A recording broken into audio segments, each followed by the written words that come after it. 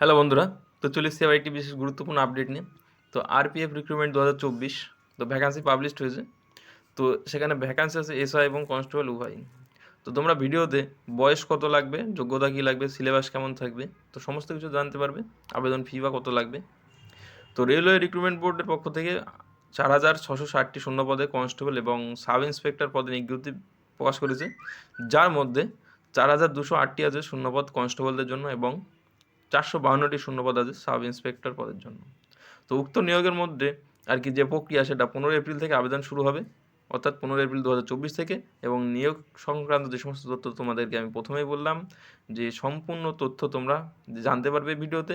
আশা করি ভিডিওটি সম্পূর্ণ দেখার পরে নেক্সট অন্য কোনো ভিডিও ক্লিক করতে হবে না দেখার জন্য, কেননা এই ভিডিওতে তোমরা সমস্ত কিছু জানতে পারবে। তো তার জন্য বলবো বন্ধুরা, ভিডিওটা অবশ্যই সবাই সম্পূর্ণটা দেখো, স্কিপ করবে না, স্কিপ করলে তোমাদের বুঝতে অসুবিধা হবে। তো দেখার পরে যদি ভালো লাগে তাহলে অবশ্যই লাইক করো এবং হেল্পফুল মনে হলে বন্ধুদের সাথে শেয়ার করে দিও, আর চ্যানেল নতুন হলে অবশ্যই চ্যানেলটি সাবস্ক্রাইব করে দিও। তো আমরা প্রথমত মূল বিষয়ের দিকে যাব, যে সেখানে কি বলা হয়েছে, যে কী জন্যই আর কি এই ভ্যাকান্সি পাবলিশড হচ্ছে বা কবে থেকে পাবলিশড হচ্ছে। তো চলো, 2024 সালে যে নতুন ভ্যাকান্সি আসছে তার মধ্যে এটা হচ্ছে একটি অন্যতম ভ্যাকান্সি। তো আরপিএফ 2024-এর আবেদন জানানোর ক্ষেত্রে প্রত্যেক আবেদনকারীর বিশেষ সতর্কতা অবলম্বন করতে হবে। তারা নোটিফিকেশানে দিয়ে দিয়েছে, এটাই মেন কথা। তো অনলাইন আবেদনপত্রে আবেদন নথিভুক্ত করার সময় কোনো ভুল হলে কিন্তু আবেদনপত্র বাতিল হয়ে যাবে, সেটা কিন্তু আর এডিট করা যাবে না। এক্ষেত্রে আবেদন জানানোর সময় অবশ্যই সম্পূর্ণ তথ্য সঠিক এবং নির্ভুলভাবে দিতে হবে। তো পূর্বের অবশ্যই অনলাইন আবেদন প্রক্রিয়া সম্পর্কিত বিজ্ঞপ্তি এবং নির্দেশগুলি পড়ে নেওয়া উচিত। অর্থাৎ তোমরা অবশ্যই নোটিফিকেশান ডাউনলোড করে নেবে তোমাদের অফিসিয়াল ওয়েবসাইটে, যে তারপরে তোমরা আর কি যদি কোনো সমস্যা থাকে তারপরেও অবশ্যই তোমরা কমেন্টে জানিয়ে দেবো, কিন্তু তোমরা অবশ্যই নোটিফিকেশানটা ডাউনলোড করে নিও।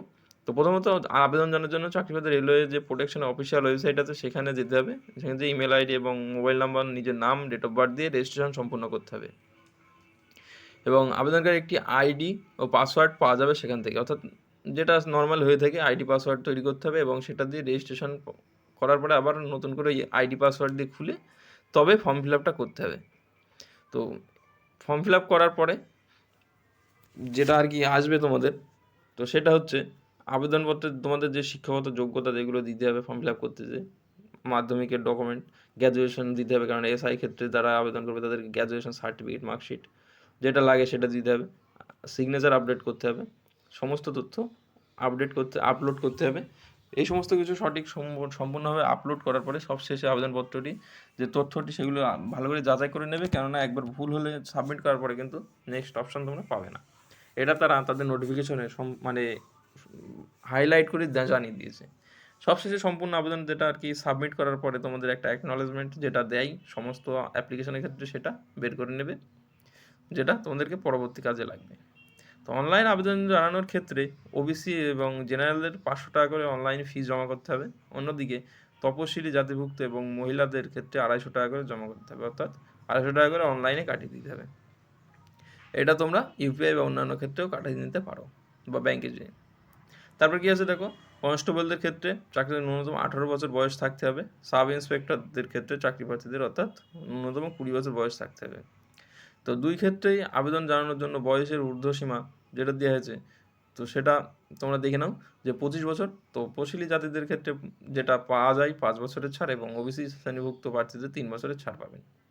এবং শারীরিকভাবে প্রতিবন্ধী যেটা আর কি তারা গ্রাহ্য করবে, যে প্রতিবন্ধী পুলিশের ক্ষেত্রে সেটা 10 বছর ছাড় পাবেন। এটা হলো তোমাদের বয়স। তার পরবর্তীতে আছে যেটা পরীক্ষা, লিখিত পরীক্ষা। তো মূলত 120টি কোশ্চেনের লিখিত পরীক্ষা হবে। পরীক্ষার সময়সীমা থাকবে 1 ঘন্টা 30 মিনিট। মোট 120টি এমসিকিউ প্রশ্ন থাকবে, যার মধ্যে 35টি পাটিগণিত থাকবে, 35টি জেনারেল ইন্টেলিজেন্ট এবং জিআই থাকবে, বাকি 50টি প্রশ্ন থাকবে জেনারেল স্টাডিজ বা জিকে। তো তারপরে আছে কি দেখো, ফিজিক্যাল এফিসিয়েন্সি যেটা হচ্ছে 1600 মিটার দৌড় থাকবে কনস্টেবলদের ক্ষেত্রে 5 মিনিট 45 সেকেন্ডে।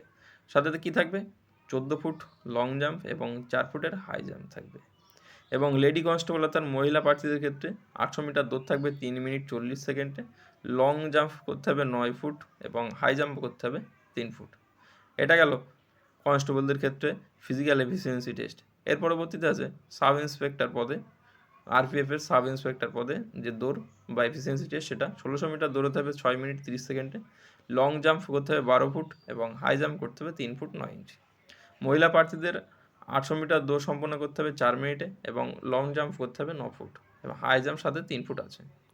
সাধারণ জাতিভুক্ত প্রার্থী এবং ওবিসি অর্থাৎ এসসি এসটি সাথে বাদে যে সমস্ত কাস্ট আছে তাদেরকে 165 সেন্টিমিটার হাইট লাগবে এবং তপশিলি জাতিভুক্ত প্রার্থীদের ক্ষেত্রে উচ্চতা থাকতে হবে 160 সেন্টিমিটার। অন্যান্য জাতিভুক্ত প্রার্থীদের ক্ষেত্রে 163 সেন্টিমিটার উচ্চতা লাগবে। তো বন্ধুরা, এটাই ছিল মূল বিষয়। তোমাদের যদি আর কোনো জিজ্ঞাসা থাকে অবশ্যই কমেন্টে জানিও, যতটা পারি তোমাদেরকে হেল্প করবো। Thank you.